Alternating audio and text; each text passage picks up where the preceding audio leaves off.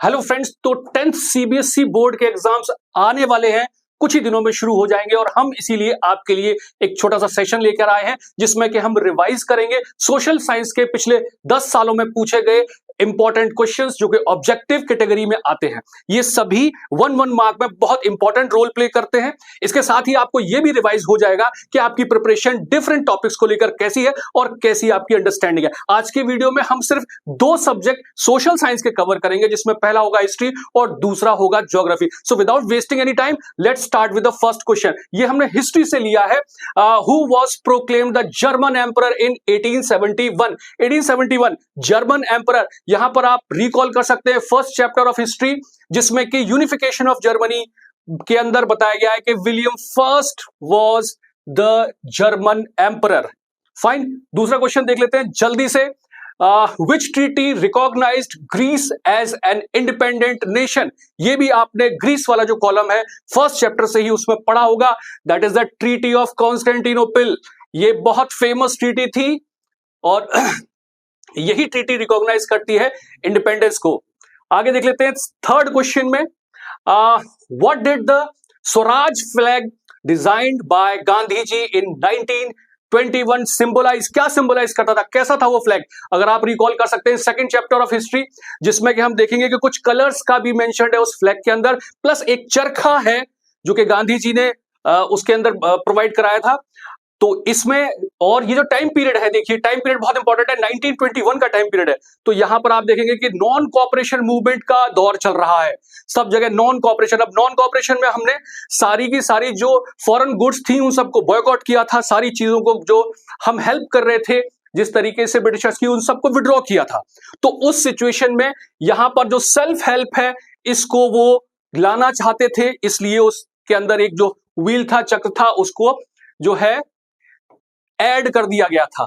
ठीक है, तो आप इसको नॉन कोऑपरेशन मूवमेंट के अगर रेफरेंस से देखेंगे तो ये सारे जो चीजें हैं वो कम इंपॉर्टेंस की हो जाएंगी और सेल्फ हेल्प इसमें सबसे ज्यादा हो जाएगा। और आपको अगर ध्यान हो तो सेल्फ हेल्प कम होने की वजह से, कोई सब्स्टिट्यूट ना होने की वजह से ही जो हमारा नॉन कोऑपरेशन मूवमेंट है वो इतना अच्छे से वर्क नहीं कर पाया था।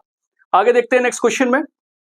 Why did Gandhi ji withdraw the non-cooperation movement? अब यहां पर वो इंसिडेंस पूछा जा रहा है कि किस इंसिडेंस से नॉन कॉपरेशन मूवमेंट को विड्रॉ किया गया था। रीजंस बहुत सारे हैं, वो सारे आपने अच्छे से पढ़े होंगे second chapter, that is due to the Jallianwala Bagh. ये तो उससे पहले हो गया था कहीं, ये आपको पता होगा। चौरी चौरा इंसिडेंस, यस यही वो इंसिडेंस था जहां पर के वॉयलेंस की वजह से गांधी जी सत्य और अहिंसा की बात करते थे।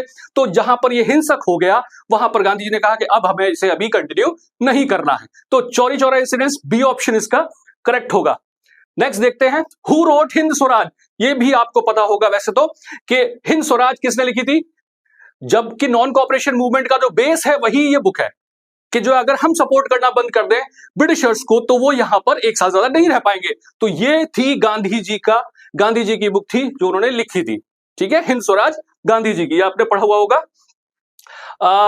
The inland immigration act 1859 restricted plantation workers. तो प्लांटेशन वर्कर्स रिलेटेड जो इनलैंड इमिग्रेशन एक्ट था, इसमें क्या था, इसमें भी आप जो है नॉन कोऑपरेशन मूवमेंट को आप रिकॉल कर सकते हो कि वहां पर किस तरीके से जो प्लांटेशन वर्कर्स थे वो अपनी जगह को वहां से छोड़कर अपने अपने गांव में जाने लगते हैं और नॉन कोऑपरेशन मूवमेंट को अपने हिसाब से इंटरप्रिटेट करने लगते हैं। तो उन्हें लगता था कि वहां पर जो है बहुत जमीन वगैरह गांधी जी के, उससे गांधी राज आ जाएगा, वो सब प्रोवाइड हो जाएगी, तो वहां से निकलकर भागने लगते हैं, जाने लगते हैं, जो कि बाद में उनको पकड़ लिया जाता है।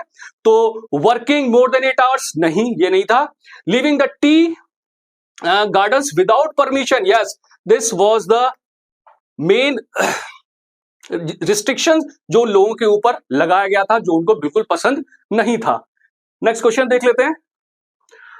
Which city became the hub of new print culture? ये प्रिंट कल्चर जो चैप्टर है उसमें से लिया गया है। तो ऑब्वियसली कहां से शुरू हुआ था, ये तो चाइना से शुरू हुआ था। बीजिंग नहीं, Shanghai is the correct answer.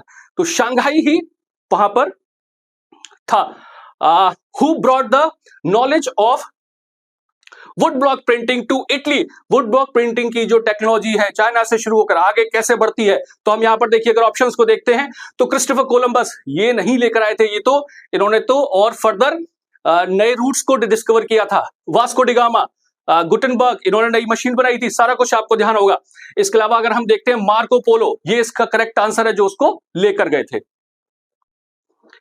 The first Indian to publish a newspaper was, अच्छा क्वेश्चन है, newspaper first Indian Raja Ram Mohan Roy, हमको पता है कि इन्होंने क्या किया था। देन बाल गंगाधर तिलक, दादा भाई नौरोजी, नहीं, इसका जो करेक्ट आंसर है वो है गंगाधर भट्टाचार्य, जिन्होंने he was the first Indian to publish a newspaper. Next question देखते हैं, the main reason for the calling of the civil disobedience movement. अब पहले इस क्वेश्चन का आंसर करने के लिए हमें देखना पड़ेगा कि ये किस ईयर की बात है। सिविल डिसोबीडियंस मूवमेंट कहीं 30, 31, 32 वो सारा जो टाइम पीरियड है वो वाला आएगा। तो ऑब्वियसली राउंड टेबल कॉन्फ्रेंस, ये तो वो बाद में गए थे, कहां पर, गांधी जी गए थे इंग्लैंड, तो ये तो आंसर नहीं हो सकता। देन द पूना पैक्ट 32 में, ये तो हुआ था बी आर अम्बेडकर और गांधी जी के बीच में, और ये किसी और रिजर्व उसके ऊपर था। ये वर्ल्ड वॉर 2 अभी 39 में शुरू होगा, अभी टाइम पीरियड बाकी है। तो ऑब्वियसली जो गांधी इरविन पैक्ट हुआ था कि आप इसको विड्रॉ कर लीजिए और फिर हम आपको भेजते हैं राउंड टेबल कॉन्फ्रेंस के लिए। तो Gandhi Irwin pact was responsible for the call of civil disobedience movement. Which of the following is rehabitable renewable resource, ठीक है, रिन्यूएबल रिसोर्स कौन सा है भाई, कोल नहीं है, आयरन नहीं है, ऑब्वियसली इसमें सोलर ही है जो कि रिन्यूएबल पर काम करता है, और ये हम देखेंगे कि आजकल सोलर का बहुत ज्यादा ट्रेंड भी चल रहा है, इसीलिए गवर्नमेंट इसके ऊपर काफी काम कर रही है। The laterite soil is very useful for growing, क्या ग्रो हो सकता है इस पर, ये कौन सी सॉइल होती है वैसे, अगर आपको अगर इसका ध्यान आ रहा है तो ये वो सॉइल है जहां पर के बहुत ज्यादा गर्मी होती है और बहुत ज्यादा नमी, पानी, बारिश, उसकी वजह से काफी सारी जो उसकी चीजें हैं वो ड्रेन आउट हो जाती है, बट आयरन एनरिच्ड होती है, इसलिए ये टी, कॉफी और कैश्यू नट्स के लिए बहुत अच्छी होती है। नेक्स्ट देखते हैं, in which state is the Sariska tiger reserve located. तो देखिए इसको आप, टाइगर रिजर्व की बात है तो इसको आप लिंक कर सकते हैं, जो अभी अरावली का बहुत बड़ा इश्यू चला था, तो अरावली कहां पर है, ये राजस्थान के मेन रीजन में पड़ती है, और यहां पर जो टाइगर रिजर्व, ये वर्ल्ड की ऐसी पहली जगह थी जहां पर के टाइगर्स पूरी तरह खत्म हो गए थे और दोबारा उनको रिलोकेट करा दिया गया और ये वहां पर अभी हैं। तो इसका जो आंसर है वो है Rajasthan. Now Bhakra Nangal project is build, ये तो आप कर सकते हो, on which river, it is Sutlej बीज। Next is which crop is known as golden fibre, ये भी आपको पता होगा ज्योग्राफी से, that is jute. Jute is known as the golden fibre, geography. Rabi crops winter में ग्रो होती है, ठीक है, विंटर में उनको सोन करते हैं।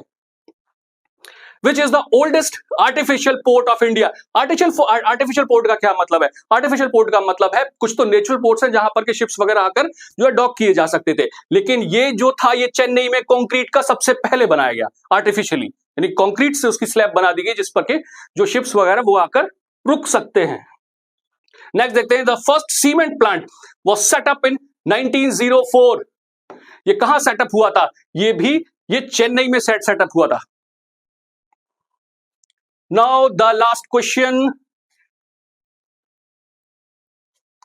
that is which mode of transport reduce transshipment losses and delays। Transshipment losses भी जो है नहीं होंगे और डिलेज भी नहीं होगा। देखिए रेलवेज में भी होगा ऐसा, रोडवेज में भी बहुत डिलेज वगैरह कुछ भी हो सकता है, वाटरवेज में भी बहुत ज्यादा टाइम लग सकता है, और वाटरवेज आजकल तो जो इंटरनेशनल जो वाटरवेज है उस पर तो टेंशंस भी चल रही हैं, तो जो पाइपलाइन से सबसे सेफ होती है, इसमें कुछ भी लॉसेस नहीं होते, ठीक है। So the answer is C. तो इसके साथ आज आपने ये हमने 20 क्वेश्चंस अटेम्प्ट किए, जिसमें कि शायद आपको रिवीजन हो गया होगा कि हाँ आपकी तैयारी किस लेवल पर है। तो इसी के साथ अब हम नेक्स्ट वीडियो में मिलेंगे, जिसमें कि बाकी बचे हुए सोशल साइंस के दोनों सब्जेक्ट्स, यानी कि सिविक्स और आज कौन से किए हमने, हिस्ट्री और ज्योग्राफी, तो सिविक्स और इकोनॉमिक्स दोनों कवर करेंगे। तो उसके लिए आप जब तक थोड़ा सा रिवाइज कर लीजिएगा और नेक्स्ट वीडियो का वेट करिए।